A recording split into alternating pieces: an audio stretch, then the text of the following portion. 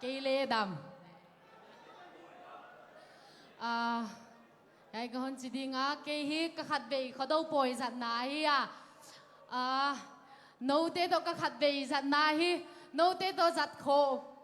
các giặt khom thấy hầm pha cái sa mạo mà cái hi tunia cái con sắc điên winner song pe này hi lệ sia Stephen mangin anapua hi dầu mi tê tui bang gom ni chỉ là hi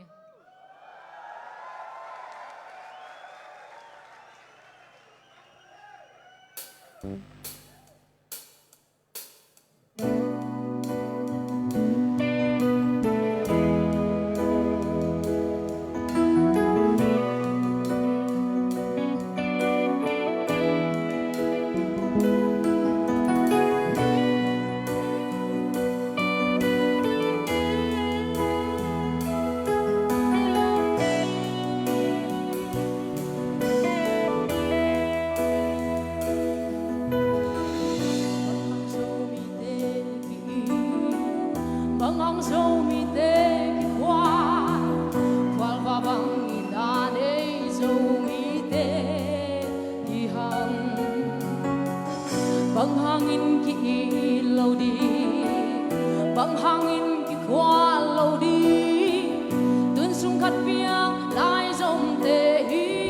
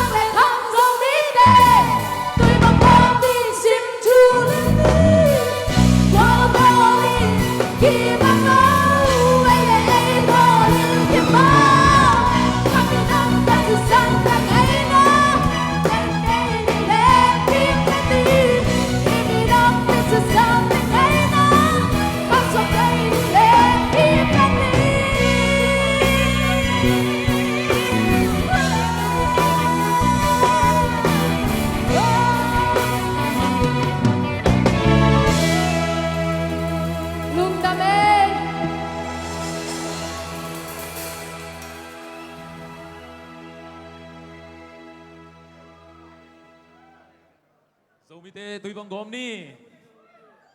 dầu mi tê tùy bằng gom ni epinato musician te ông na din swak sak u hen la tom no chik khat i